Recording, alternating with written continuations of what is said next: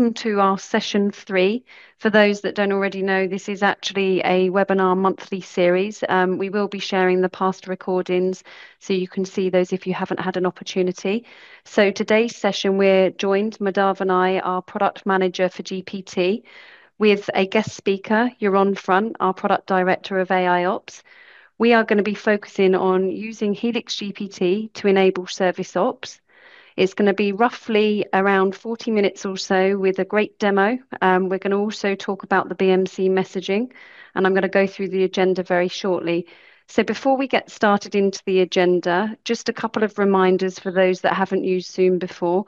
We have the Q&A section of Zoom, which you'll find at the bottom. If you click on there, you can put your questions in. We will be unmuting you and going into a live participation at the end. So for now, you will be muted, but please use the opportunity to put your questions into the Q&A section. So Yaron, if we can move to the next slide, let's just go through the agenda. So we're going to do a bit of an introduction on HelixGPT, which is going to be covered by Madhav. We're then going to talk through using HelixGPT in AIOps, which Yaron will cover. And then we'll have the demo, which is the practical examples of GPT and AIOps, and then the opportunity for question and answer. And then we will give you a recap on resources. And we've also been joined by our UX team, Angela, who will introduce herself and talk about our design partnership at the end. So with that, I'm going to now hand over to Madhav to get us started. Hi everyone, this is Madhav Mehra. I am the HelixGPT product manager based out of Orlando, Florida. And thank you for joining the webinar. I have a couple of slides as CIO.com survey has indicated, right? All of us realize almost all our jobs are getting transformed by AI, whether you are an administrator looking to get help with server events and analysis or reviewing your incidents, right? Getting handle on emerging incidents. You are an agent. On the next slide, we cover how BMC Helix GPT has those different capabilities, right? To aggregate data that is in your Helix tenant or in other environments. So for example, we can look at data in Confluence or SharePoint, right? We can summarize that data, that use case, that chat. We can surface insights to you. We can make recommendations to you. Of course, it can be done as a virtual agent conversation, or you can, in the future, talk to your dashboards to say, create a chart for me, right? And then you can create documents, reports, knowledge articles. So in this webinar later on, Yaron will cover many of these use cases in his demo. And on the next slide, I just want to touch upon what is BMC Helix GPT, right? So it is our large language model generative AI framework that is optimized for both service and IT operations. And it integrates with the BMC Helix data out of the box and with third-party data, like I mentioned earlier. So this is a fast path to deploying generative AI, right? What we're doing is we are taking a left brain, right brain approach, as that diagram shows. So on the left-hand side, you have that open source data, the billions of parameters that are in these large language models. And then we are tuning them over time. That's of course tuned to your environment, your data. So it becomes an expert on your situations, right? And it can carry out a variety of use cases we talked about earlier. So Helix GPT is available for both AIOps and AISM service management customers. You can contact your account manager, customer success team to figure out that path. How do you upgrade to the supported versions and how do you deploy it? And we are, of course, here to guide you through that. So I will now hand over to Yaron to introduce himself and take us through his demo. Well, thank you, Madhav, for an excellent introduction and a little bit of background about Helix GPT. So what we're going to be talking about today is how HelixGPT is used in AIOps. But to start us off, let's first explore just a little bit about what AIOps is, and honestly, why should you care about AIOps? So every organization today is essentially a digital organization. Every organization provides different digital services. Now, these digital services, they generate a lot of data about what's going on with these services. And when I talk about the data that's generated, I'm not talking about the domain data. I'm talking about the health and the operations of the services themselves. So this is IT operations management. So today it's a very, very difficult task, and this task is getting harder all the time. Because if you look at these different business services, they have a topology. So each service has its own topology.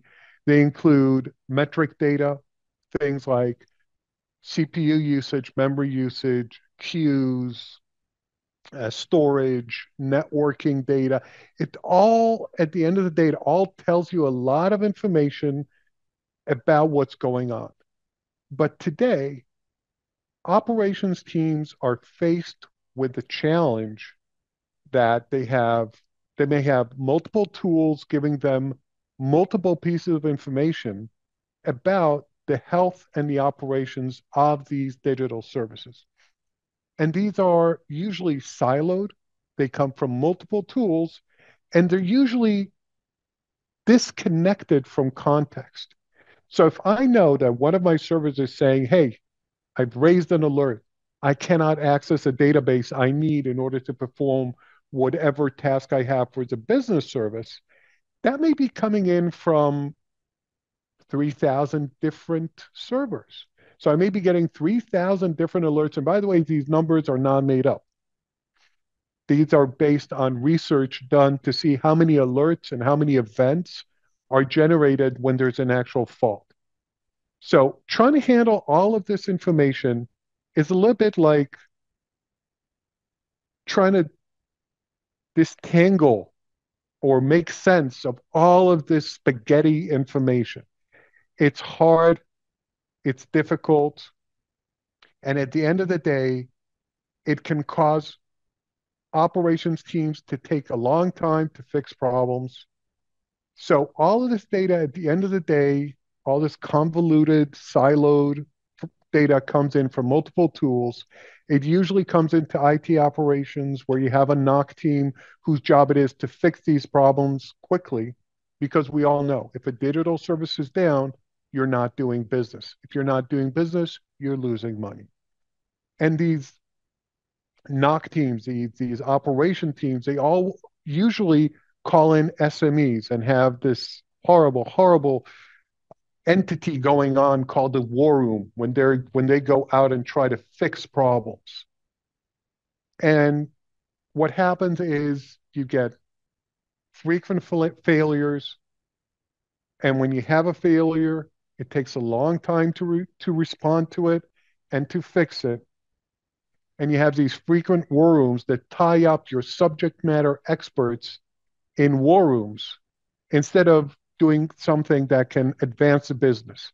And quite honestly, if you go to a lot of organizations that have these challenges and you talk to them about their IT operations, they say, yeah, they're inhibiting the business. They're not really contributing to what we do. And the business impact is your customers are going to have poor service. They're going to be unhappy. It slows down innovation. You've got a lot of wasted resources, because what I've seen, and I've worked with a lot of customers who face this exact scenario and challenge, they overcompensate. So they are throwing a lot of money at the problem and wasting a lot of resources and a lot of money trying to avoid all these problems, but they still keep falling into the same holes because oftentimes it's not a resource issue at all. And the last one here is very important. It's a skills gap. The level of people you have to put in positions where they solve problems and put out fires is getting higher and higher. because you're getting more and more information from here, from your business services. You've got more and more tools that people got to know. So you've got, L3 engineers sitting in Knox and trying to resolve problems. So how do we solve this challenge? Well, if we define the challenge as a lot of very complex data coming in, what IT operations management and IT and AI ops allows you to do is you put a layer between all of this complex information that may be coming in from multiple sources and multiple types of data, because a lot of this is metric data, so it's numeric data, topology, which are large, complex graphs. You've got logs and traces and knowledge articles and incidents, which are just unstructured data, data that people type in as data. You got networking data that's got its own attributes. You've got events and alerts coming in. So we have put a layer in for AIOps that is designed to handle all of this information, and at the end of the day, translate that information into simple, actionable terms that operation teams can actually make sense of. So we're talking about the ability, just as an example, and we're going to see it in a minute in a demo, the ability to take 3,000 events or alerts that just came in and boiling them down into a single situation. We're talking about the ability to take a situation which may be very complex if you try to look at the raw data and summarizing it in human understandable terms. Now, so we add the service context. So we tell you this information is impacting this service. We give you summarized situations, but we also give you action plans in the form of what we call BAR, which are best action recommendations. So we know how to take all this data and say, hey, here's what you need to do. And again, we're going to see that in a demo in a second. Very exciting capability of AIOps. And the last one, Madav touched on this, is having a conversational experience when you're trying to resolve a problem. That's Ask HelixGPT, which we're also going to look at soon. What that leads to is you're able to provide better service quality. You're able to avoid customer impact.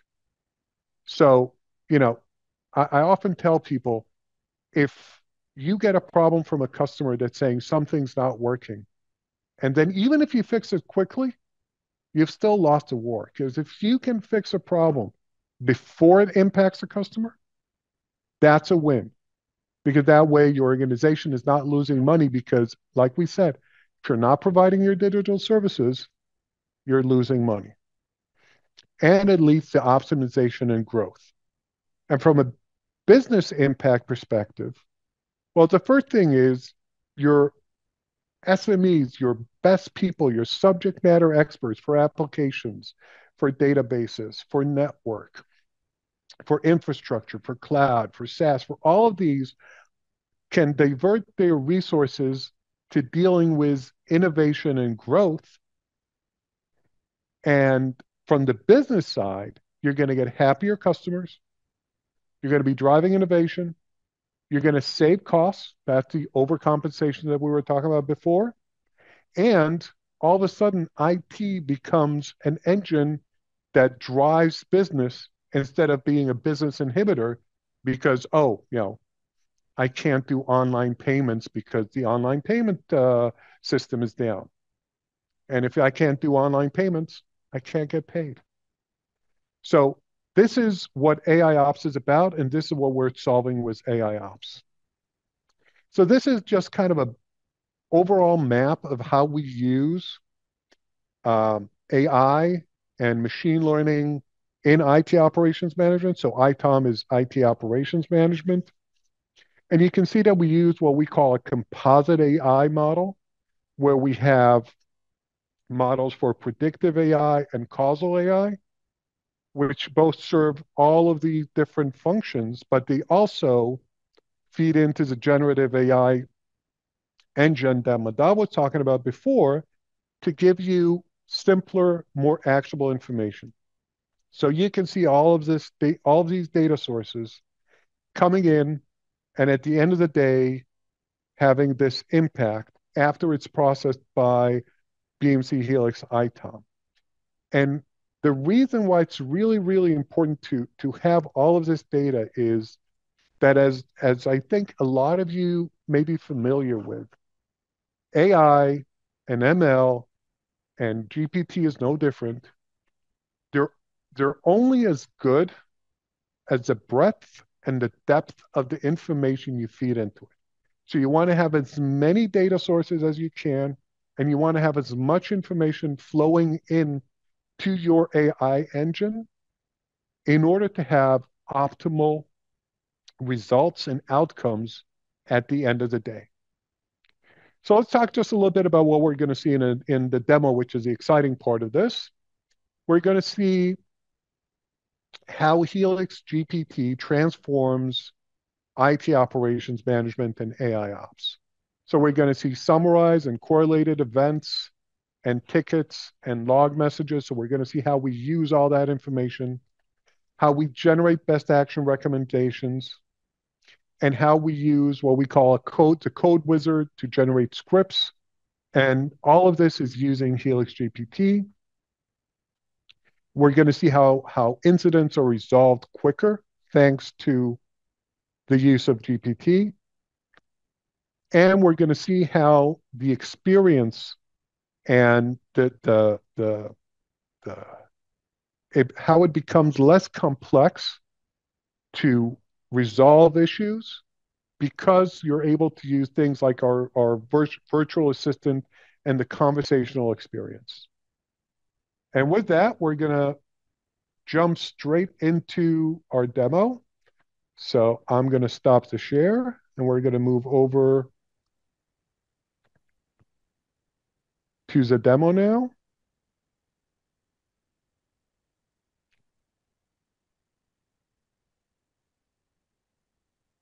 Okay. And I'm assuming we can see my screen, Sam? Yes, we're on the Okay. digital workplace portal. Yep. Excellent. Thank you. Okay. So imagine the following scenario. I work in an organization. My job is to process online payments. And we all know how this can happen sometimes. I try to go into my online payment system, and it's working really, really slow. So anything that I'm trying to do with my online banking system, not quite going as planned. And I want to go in and open up a ticket. So I go to my company's portal. This is my portal. And in the old world, I would probably have to go to something like IT Central over here and choose a subject I want and open up a ticket and put in a lot of information and kind of hope that that works and that I did it correctly. But in the new world, I have this little robot. I have this little bot here on the bottom right that I can actually converse with. And I just want to show you how simple that's going to be for me, right? So I start off, again, in very plain language. I want to report a performance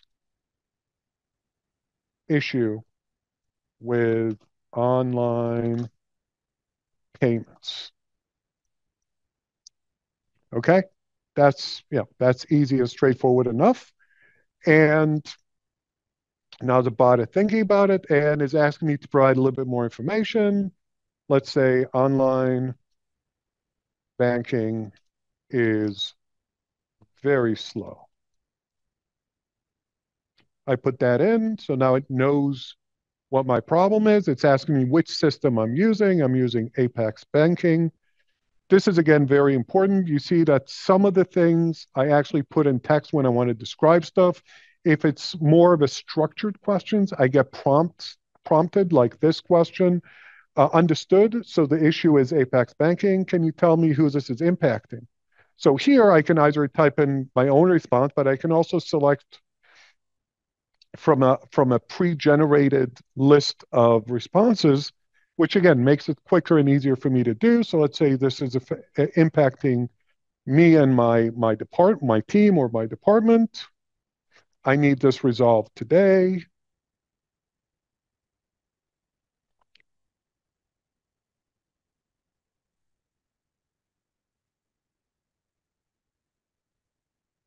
And I'm happy with the information.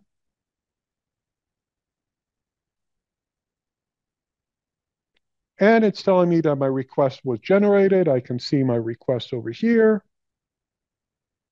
And basically I'm done, right? So now the ticket is opened. I can see the information. I'm done with my part. Now let's imagine I'm a service management agent now, okay? So I can go into my IT service management dashboard over here, where I look at all my tickets and I see, hey, there's a new ticket over here that says that application performance issue related to Apex banking was reported. You can see that it was done a few seconds ago, like you saw me do with a chatbot. If I click into this issue, I'm now able to see all the information about the ticket, and I can see that it's already been assigned to somebody in the operations management side of the business. So now the ticket is open. We know that there's a performance issue with Apex banking. Now let's switch hats, and now I'm the operations person, and I want to go in and I want to see exactly what's going on with Apex banking. So I can click on View Details straight from the Service Management console, and I get all the information I need about this specific business service. So let's start off on the top here. What I see here is I see a timeline of what was the health of the service for the past 3 hours. We can also look at the past 24 hours, and we can see that we have these ticks over here which show when events happened and when incidents were open. So you can see that if I look at the past 24 hours and I look at these ticks, there's probably some causality here between when the incident was open and when the event started to happen. I can also zoom in and I can see the different components. So let me make this just a little bit bigger so you can see this better. So I see that I have the different components in my business service. I can traverse them. I can look and see what events I received. I can see what is causing what, right? But that doesn't really tell me too much about the issue that I'm having. That's telling me what my business service looks like. So I want to now go in and remember my task, my number one task is to go in and quickly fix the issue. So I can go in and I can analyze what the situation is. So first of all, let me just introduce really quickly what the concept of situations are. A situation is the ability to correlate different events that are coming into the system into a single event. So I may have multiple entities in my business service that are causing a problem, but I am now able to understand what is going on through a single situation. So you can see this situation here is talking about the fact that I'm having significant packet loss. You see that it's actually a correlation of 10 different events that were received. So instead of having to look at 10 different events, I now only need to click in here and look at a single situation. So the first use of GPT here on this screen is the event summary. So you see on the top here, the first thing I see in a situation summary is a story.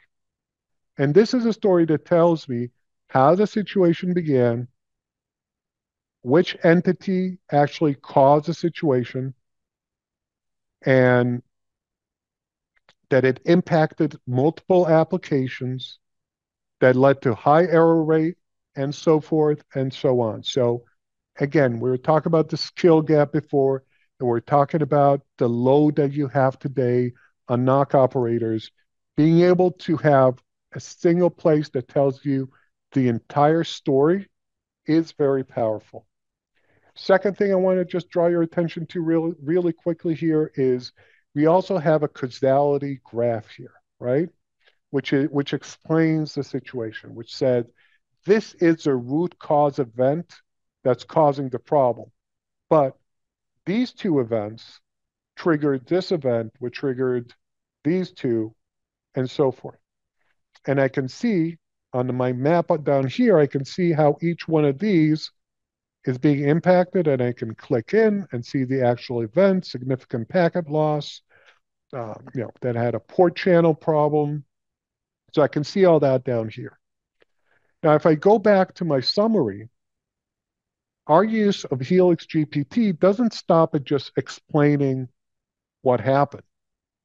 It also allows us to get best action recommendations, which is the ability to have the system use GPT and different data sources like the current ticket, what the service agents wrote in the ticket, past situations that are similar to this, knowledge articles, and a lot of other data sources to build an action plan that actually tells me what I need to do in order to fix a problem. So you see, I have all these different recommendations here. One says that I need to reset the mode, the duplex mode on an interface, identify the port channel members, and so forth. So I have a list of actions here that I can take in order to solve this. But again, we don't just stop at giving user recommendations. We also have, with Helix GPT, a code wizard that I can use in order to generate the actual code needed in order to execute this best action recommendation. And what this means is that I can not only take this code right now, copy it to my clipboard, and use it in order to fix a problem, I'm also able to use the Helix platform and its automation capabilities in order to take this code, create an automation from this code that will later on run automatically or semi-automatically if you want. So you have an option whether you want this to run automatically, meaning if the situation happens in the future, you run this code, or semi-automatically, which means that we'll just recommend this automation to you when this situation happens in the future. So I have all the information that I need, and we know how to generate Ansible code or Bash, or in this case, we can also generate Python code to actually go in and solve the problem. But let's say, okay, so I have these automations, I have the wizard, I have the best actions, I've summarized, but let's say I need a little bit more information.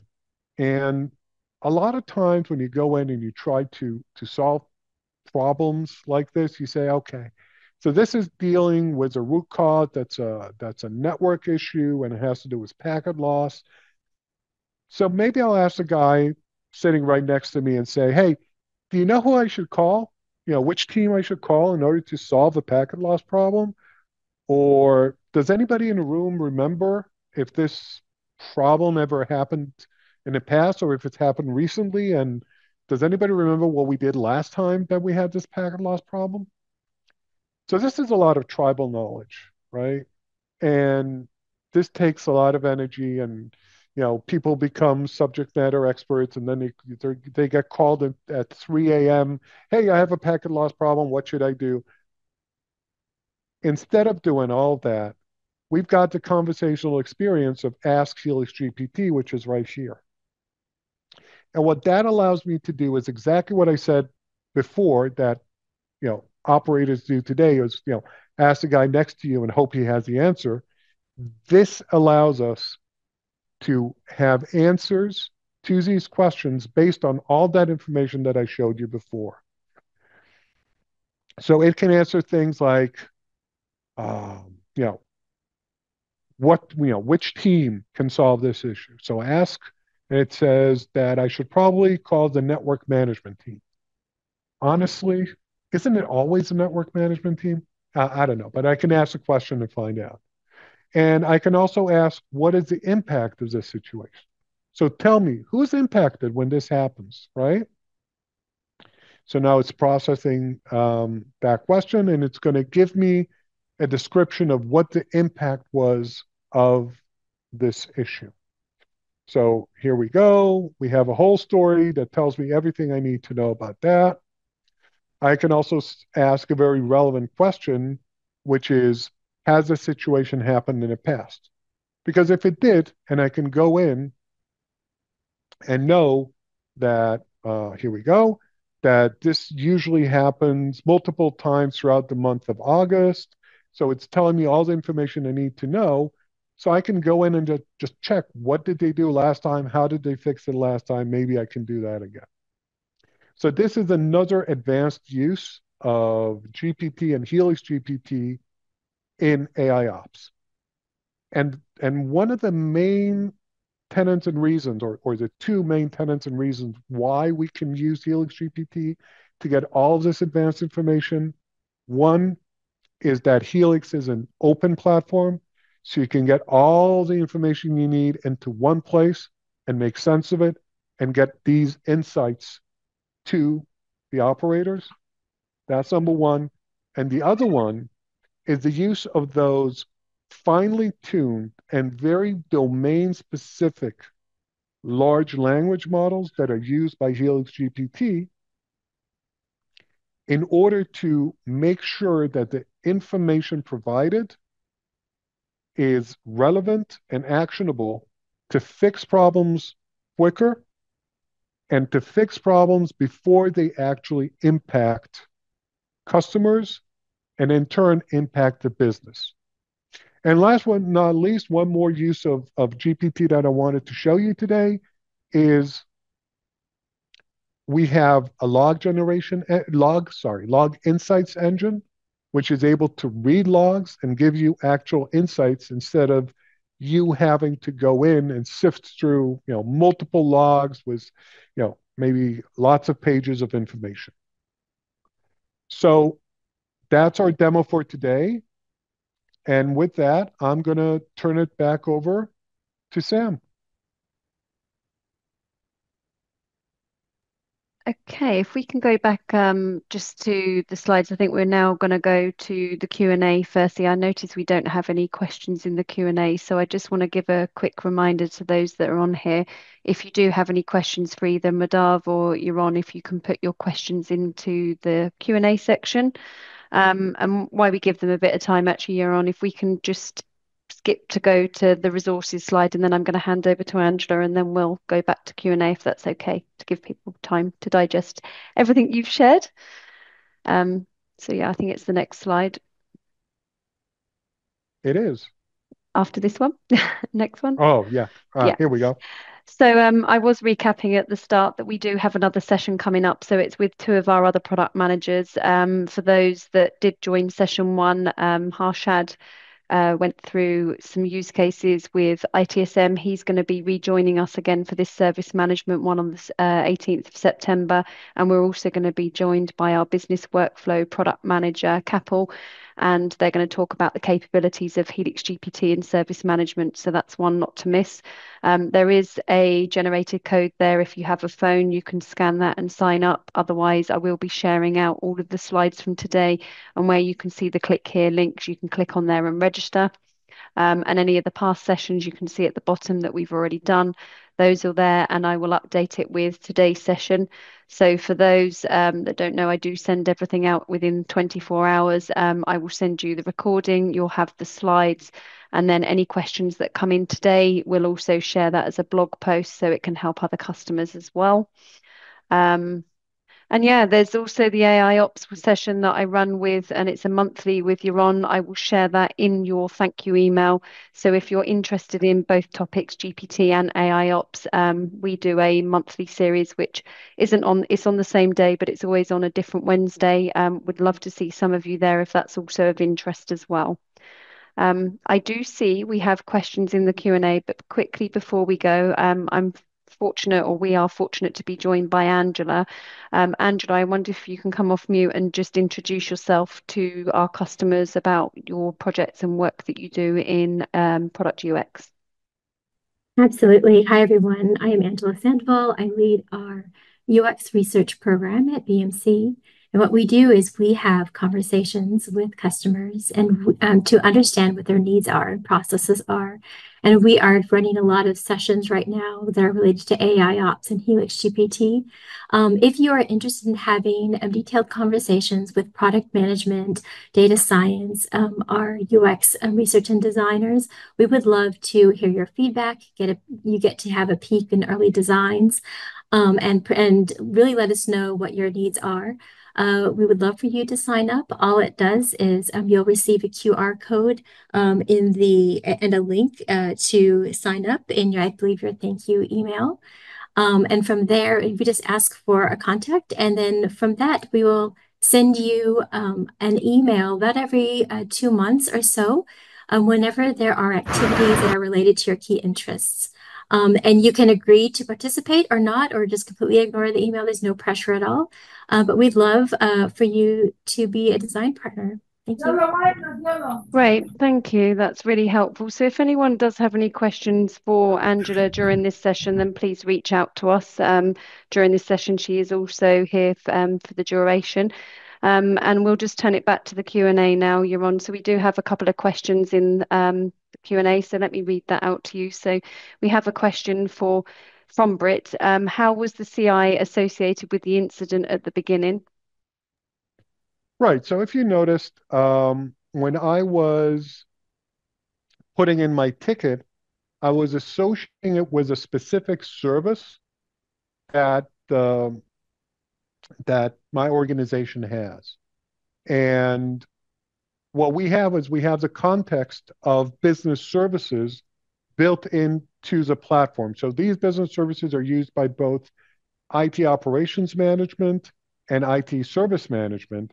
So we can associate all the CIs that are part of the business service to the business service I'm reporting on. But those may be a lot of CIs, obviously, right? So, you may have hundreds and oftentimes thousands of different servers that are involved. And what happened there is that because we monitor the events and the alerts and the logs and all of that information that I showed before, our AI engine is able to identify what the root cause is. Root cause analysis is a major tenet of AIOps. It's the ability to look at, okay, the events started here and then continued here and here and here. And I know by having a comprehensive dynamic service model to know that these are linked together in the business service. From that, the AIOps engine is able to identify the root cause and tell me this is a CI you should be looking at in order to solve your problem, even though you may have 100 other CIs reporting an issue. Does that answer the question? Yes, thank you. Okay, thanks, Brett. Any other questions, Sam? Yes, we do. We have a question from Bruno. So Bruno's question is, to replicate the same environment that was demonstrated in the Helix agent required, and which other modules are necessary? Bruno, if you want to come also off mute as well and talk live. Hello. Yeah, thank you. My point is just to understand what is necessary to have the same environment that was demonstrated here. Is just the agent, that virtual agent is necessary? Anything else? Any other models, or only ITSM? This is my point. So I can address this from the IT operations management. What we saw today is Helix IT operations management, which included operations management and service monitoring and is using discovery for service modeling. From the service management side, maybe Madhav, you can address that? Yeah, I'm going to post a link in the chat for the requirements. That includes both Helix AIOps and AISM. But briefly, you of course need to be on the latest platform version. And then we either in AIOps case provide you a fine-tuned model that you can deploy on your cloud, or you connect to an Azure OpenAI key that you bring. And I just pasted that chat, and you can follow up, Bruno, for more questions. Madhav, I'll put it into the actual question with Bruno because they won't see the chat. So let me pop that in for Okay. you. That's okay. Thank you. So Bruno, if you have a look at this, I'm just typing it in response, and then you're on if you want to answer it from your standpoint. Yeah, No, no, I think Madhav is answering both. I saw here. Okay. So the Helix GPT, it's one model, ITSM, ITOps, and Discovery that I could understand that was necessary to have the same environment that was demonstrated. Am I right? Correct. Okay, good. Thank you. And okay, any other questions, Sam? Yes, so we've got another question that Madhav is just actually answering. So Madhav, let's take this to the live first, and then I'll let you respond after. So how does Helix GPT handle hallucinations? Is there additional layers on top of the existing chat GPT to further prevent incorrect data? So if you want to answer that, Madhav.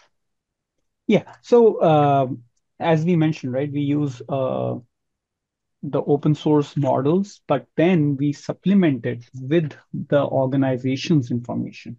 And then we prompt and constrain the system to say, answer only from the provided information. So if I ask a question about how do I reset my VPN, that answer, of course, has a generic world knowledge answer that ChatGPT or Bing Chat or anybody will give you. But in your particular organization, there may be steps, right, that are documented. So that indexed knowledge article will be used to give the answer, right? So this is explained again in our documentation. If you go through and test it out, yeah, that we provide. And by the way, we also provide a switch. So if you say, in case no knowledge is matching, it's okay to fall back to world knowledge. So if somebody says, how do I reset my iPhone Face ID? You're not going to have a knowledge article on it, but the LLM knows how to answer that. So in certain cases, you can test and allow it to fall back to world knowledge. Yeah, and it's really, really important to understand that Helix GPT is a very powerful but purpose-built tool, right? It knows how to answer relevant questions to the subject matter that it's built to support, which is service management and IT operations management. That's very, very different than the kind of the Gemini, Chat GPT type experience that we have that are, again, they're purpose built, but they're purpose built to answer any question. And that makes sure that the answers you're going to get from Helix GPT are actionable and are correct to your organization and to the problem you are trying to solve. Any other questions that we have for today, Yes, Sam? we do have Good. one more question. So from Indijot, is there a step-by-step guide to enable the demoed features and build integration to ingest events from disparate monitoring tools, in brackets non-BMC, also best practices or approach building service models from discovery? And hi, Indijot, I can see you've come off mute. Hello. Sure. Yeah, I think some of that already got answered, similar to Bruno's question, right? So I have the doc. But we are looking for a little help. There's a lot of documentation, literature out there, right? How to build services. Some of it's old, but especially with the new features, with the blueprints and stuff like that, is there a condensed document we can follow, especially around getting the events into the BMC Helix space? Because like any organization, we have a tool sprawl all over the place for monitoring. And Yeah, the second thing we're looking for is best practices around building services, because that's kind of the heart of everything, right? Services and events. right. Again, I would definitely encourage. So we have all that. I mean, like you said, with the tool sprawl and everything else, and with Helix being an open platform, we have best practices of how to get all the data in. We have best practices of how to build service models from blueprints. So blueprints are essentially the tool that we have inside the platform that allows you to take modeling of business services from taking weeks to minutes, or I work with customers today that model business services in 30 minutes today. So yes, we do have best practices for all that. Please reach out to us, to anybody on this call, and we'll be glad to point you in the right direction.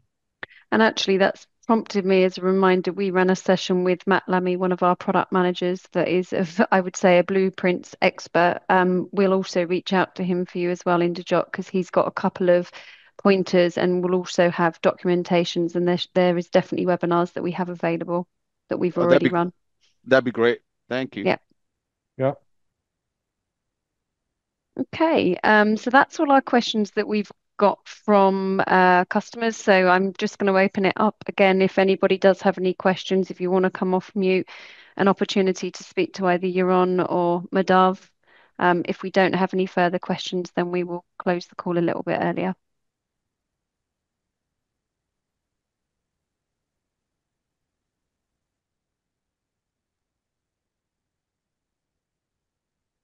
Okay. So before we sign off, Sam, just one thing for me. Thank you very much for inviting me to speak on this webinar today.